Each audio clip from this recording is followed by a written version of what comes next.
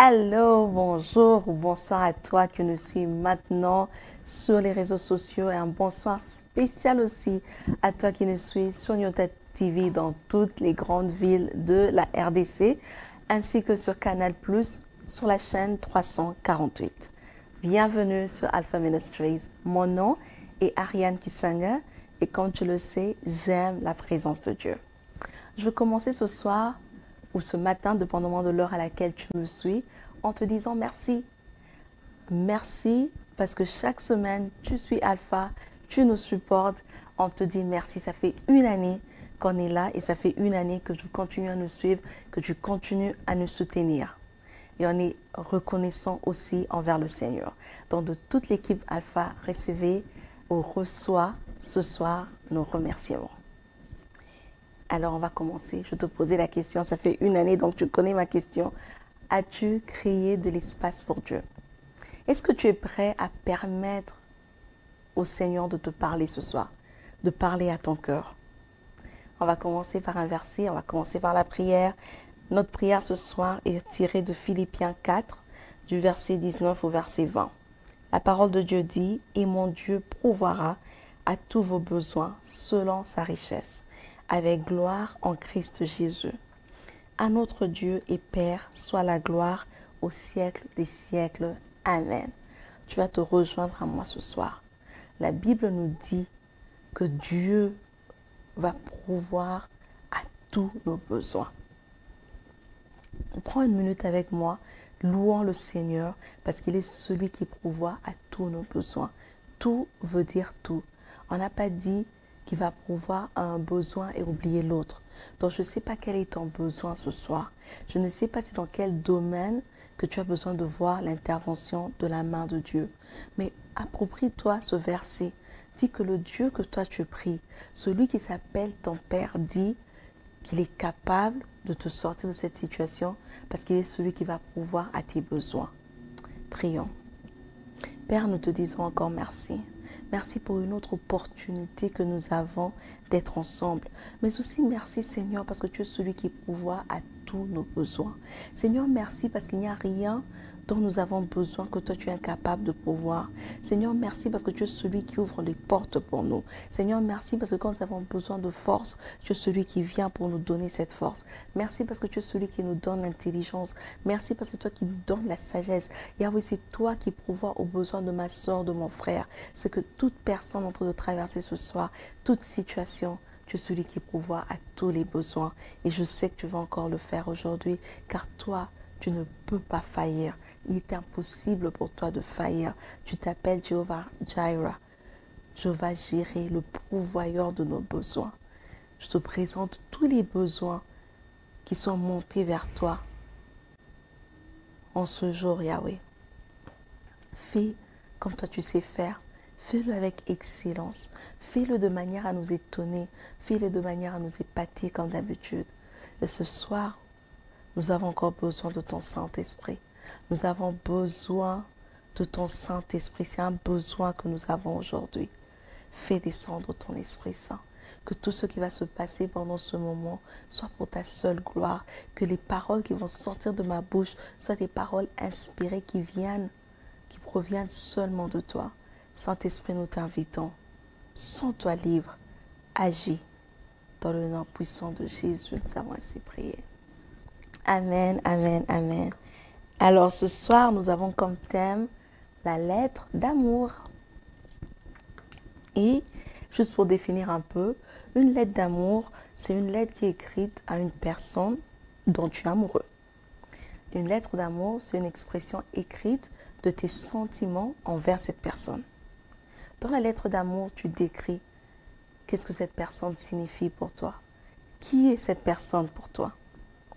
Et à cause de cette description-là, la personne à qui la lettre d'amour est adressée a tendance à devenir un peu plus confiante, a tendance à tout à coup à ne plus faire attention à ce que le monde ou les gens autour d'elle a à dire d'elle.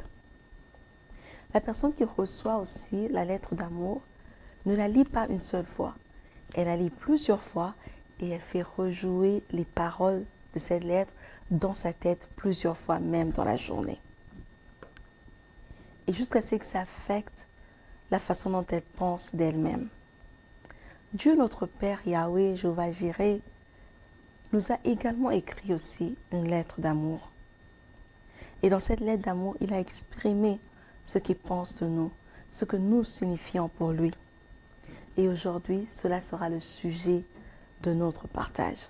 On va regarder ensemble cette lettre d'amour que Dieu nous a écrite. Qu'est-ce qu'elle contient? Qu'est-ce que Dieu dit de toi? Qu'est-ce que Dieu dit de moi? On va voir ça ensemble ce soir. Et on va se focaliser sur les premiers 2 chapitres du livre d'Éphésiens. Mais avant de continuer, je vais d'abord donner un contexte de ce livre d'Éphésiens. Le livre d'Éphésiens est écrit par l'apôtre Paul. C'est l'une des lettres que l'apôtre Paul écrit. Mais c'est une lettre qui est quand même différente parce que c'est une lettre que l'apôtre écrit, mais qui a un ton qui est vraiment impersonnel. Les commentateurs disent même que c'est la lettre la plus impersonnelle écrite par Paul. Pourquoi? Parce que Paul ne s'adresse pas à une église, Paul s'adresse à tous les saints. Paul s'adresse à tous les fidèles en Christ. Cette lettre contient des vérités essentielles pour l'Église, mais elle ne parle pas de l'organisation de l'Église. Elle ne dit pas que dans l'Église, il faut ceci ou il faut cela.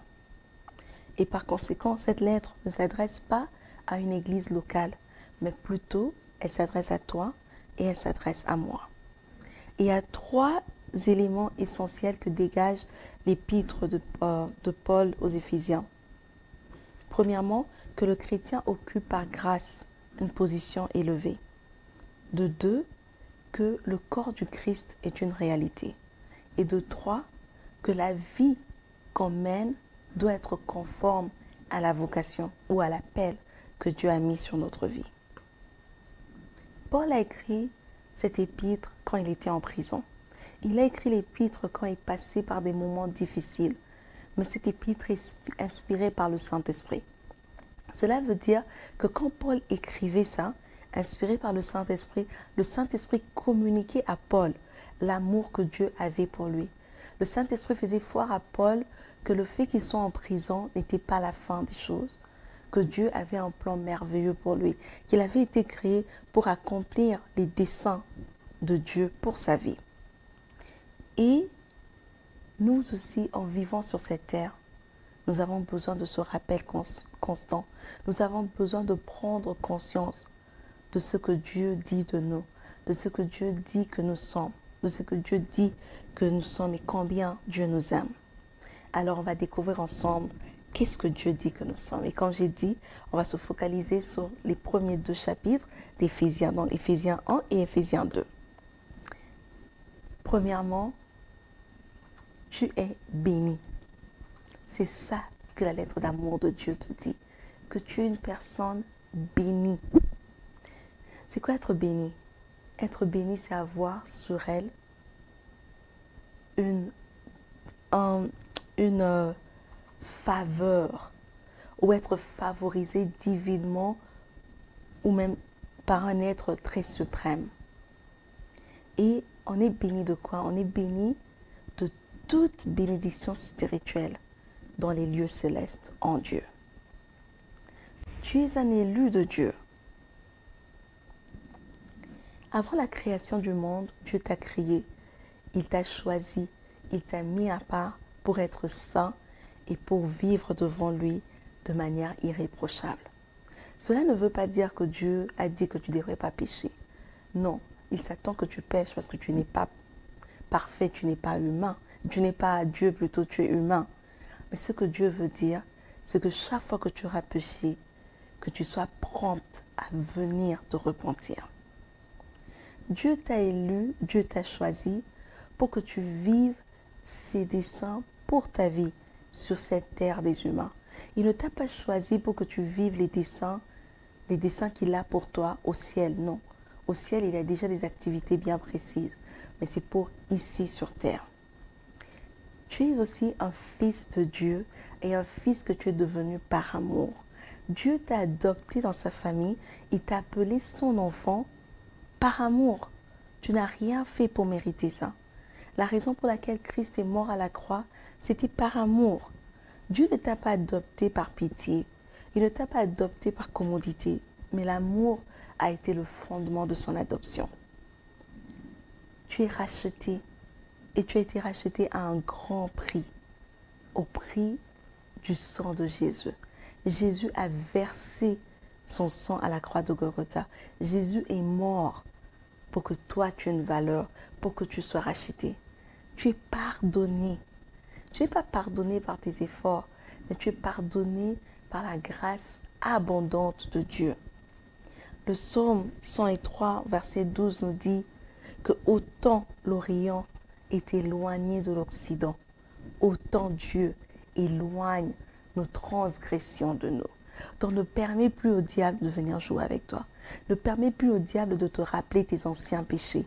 Ne permets plus au diable de venir ouvrir un livre d'histoire pour te dire rappelle-toi quand tu as fait ceci. Non, parce que si Dieu lui-même les a éloignés, si sa parole nous dit que lui ne s'en souvient plus, toi non plus tu ne devrais plus t'en souvenir et n'est pas donner l'accès au diable de jouer avec toi. Tu es sage et intelligent. La parole de Dieu nous dit que Dieu a répandu sur nous toute espèce de sagesse et d'intelligence. Encore une fois, toute espèce. Cela veut dire quoi? Que dans l'activité que tu es en train de faire, si c'est la sagesse dont tu as besoin pour prendre une décision, Dieu t'a rendu sage. Tu peux demander au Seigneur. Si tu es en train d'étudier et c'est l'intelligence dont tu as besoin pour passer un examen, Dieu l'a rendu disponible parce qu'il a répandu ça sur nous.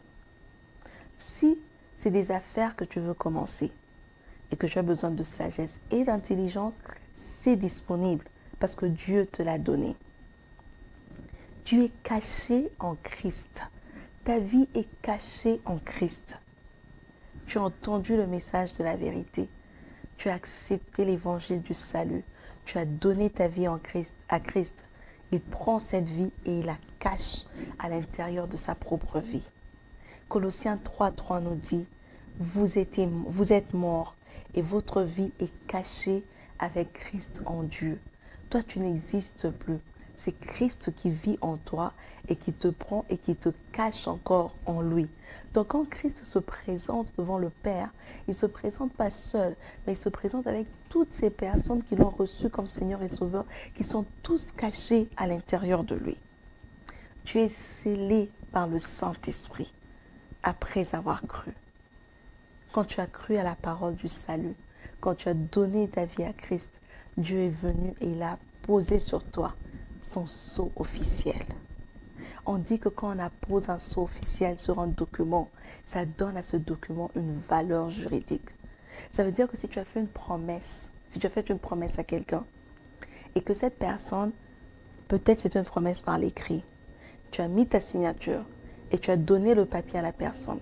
Si la personne va avec chez un notaire et que la personne légalise le document, c'est que la personne met un sceau officiel dessus, tu es obligé à faire ce que tu as dit que tu vas faire. Parce que si tu ne le fais pas, la personne peut faire appel aux cours et tribunaux. C'est la même chose. Dieu a donné son Fils, il est mort pour nous. Mais il avait besoin de nous donner une marque. Il avait besoin de nous donner un signe, de nous démarquer du monde. Afin que Satan, s'il fait son dénombrement, qu'il puisse savoir que ceux-là, je ne peux pas toucher parce qu'ils ont un sceau officiel qui a une valeur juridique.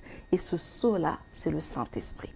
Le Saint-Esprit sur ta vie peut t'aider à accomplir des choses que seul tu ne pourras jamais faire. À cause de ce sceau, tu peux opérer dans le naturel, mais de manière surnaturelle. Tu es appelé à espérer. J'aime beaucoup un homme de Dieu, Steve Backlund. Il définit l'espoir dont la Bible parle comme une attente joyeuse et confiante que quelque chose de bien arrive. Très souvent, quand on veut expérimenter, quand on dit que bon, j'espère que ça ira bien, ce qu'on essaie de dire, c'est que bon, si quelque chose, ça peut arriver quelque chose de mal, mais bon, j'espère quand même que ça ira bien. Mais cette définition ne dit pas ça. Cette définition ne dit pas que tu espères quand même que ça ira bien. Cette définition dit j'attends avec joie, j'attends avec confiance parce que je sais que la solution sera bien. Parce que je sais qu'à la fin de cette histoire, il y aura quelque chose de très bien. Et tu as droit et tu as raison d'espérer en Christ parce que Dieu t'a donné le pouvoir.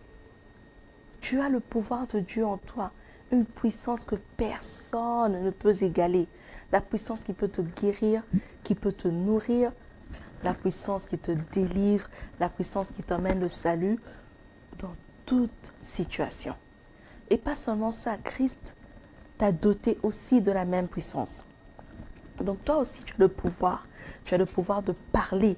Tu as le pouvoir de déclarer. Car le Saint-Esprit, la puissance par excellence, habite en toi. Tu es rendu vivant en Dieu. On était mort par nos transgressions. On était mort par nos péchés. Mais à cause de l'œuvre de la croix, Jésus-Christ nous donne la vie. Tu as la vie, tu as droit à une deuxième chance, tu as droit à faire les choses différemment. Tu es sauvé par grâce. Tu parviens au salut par grâce. Tu parviens à avoir ce que tu as dans ta vie par grâce. Il n'y a aucun sacrifice que tu peux faire pour dire que toi, tu as obtenu ça par ton sacrifice. Tout ce que tu obtiens, c'est par grâce. Et même quand tu donnes une offrande au Seigneur et que tu appelles une offrande sacrificielle ou quoi que ce soit, tu le donnes par reconnaissance. Parce que cette offrande-là a ses limites. Ça n'a pas la puissance de Dieu. Ce n'est que par grâce qu'on reçoit tout. Et si c'est par grâce qu'on reçoit tout, tu es d'accord avec moi qu'il n'y a aucune raison de s'enorgueillir. Il n'y a aucune raison de devenir arrogant. Parce que tout ce qu'on a provient de Dieu. Tu es l'œuvre de Dieu. Tu es créé en Jésus-Christ. Le psaume 139, verset 14 dit « Je te loue de ce que je suis une créature si merveilleuse. Tes œuvres sont admirables et mon âme le reconnaît bien. » Tu es une œuvre de Dieu, tu es admirable. Quand Dieu te regarde, il te trouve parfait. Cela ne veut pas dire qu'on ne doit pas s'occuper de soi. Ce n'est pas ce que je veux dire. Ce que je veux dire, c'est qu'on se regarde physiquement en se disant que le Dieu qui m'a créé n'a pas fait d'erreur. Dieu m'a donné la taille qu'il m'a donnée pour une raison. Il dit que tu as été créé pour servir de louange à Dieu, mais aussi pour accomplir les bons plans qu'il avait déjà prédestinés pour toi. Les œuvres bonnes. Tu n'es pas créé pour accomplir des œuvres mauvaises. Tu n'es pas créé pour emmener la zizanie. Tu n'es pas créé pour emmener des problèmes. Tu es créé pour emmener des solutions. Tu es créé pour emmener la joie. Tu es créé pour faire les bonnes œuvres de Dieu. C'est ça le but pour lequel tu existes. Et ces bonnes œuvres-là, Dieu les a déjà déterminées bien avant que toi tu ne viennes. Tu n'es plus séparé de Dieu. Le péché créait une séparation entre toi et Dieu, entre nous et Dieu. Mais quand Christ est mort à la croix, il y a eu réconciliation. Donc on est tellement maintenant en relation étroite avec Dieu que normalement quand Dieu a besoin de te parler, il n'a pas besoin de crier pour attirer ton attention. Tu dois être tellement proche de lui que même avec un tout petit son, tu peux savoir que Dieu veut me parler. Tu es un citoyen du ciel, tu es membre d'une famille. Tu n'es plus seul. Quand tu as reçu Christ dans ta vie, tu as accepté de faire partie de cette grande famille des enfants de Dieu. Des enfants de toutes couleurs, des enfants avec toutes sortes d'accents, des enfants qui proviennent de partout. Mais quand Christ nous regarde, il nous regarde tous comme étant membres d'une seule famille, comme étant citoyens plutôt d'une seule nation. En Christ, tu appartiens à une nation.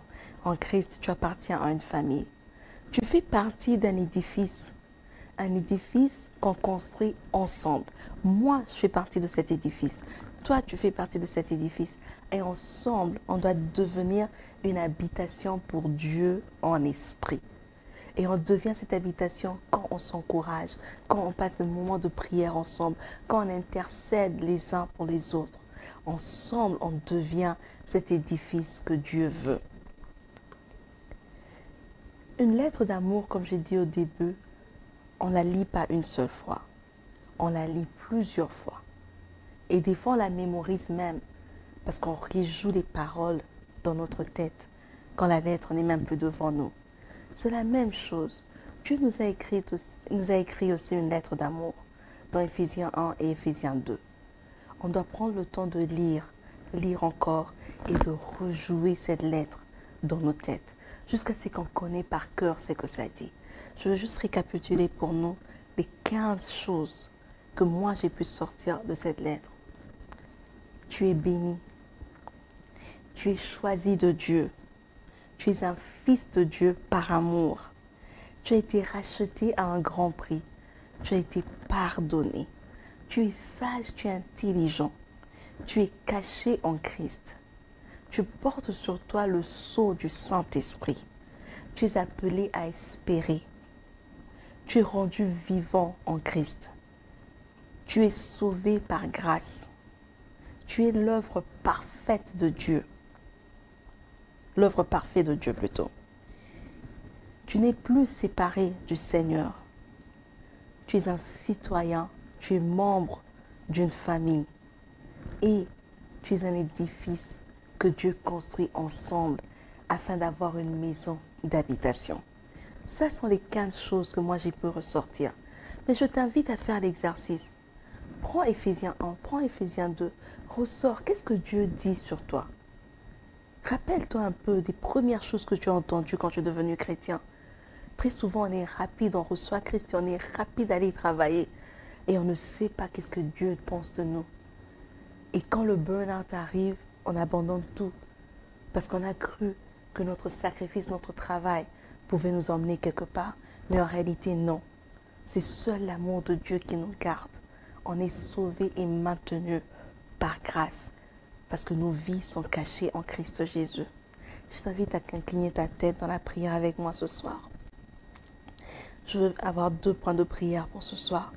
Le premier point, c'est d'abord pour toi qui m'écoutes, qui est chrétien ou chrétienne. Toi qui as déjà donné ta vie à Christ. Toi qui reconnais que Christ est Seigneur et Sauveur dans ta vie. Tu vas prier avec moi. Tu vas dire, Seigneur, aide-moi à comprendre la profondeur de l'amour que tu as pour moi.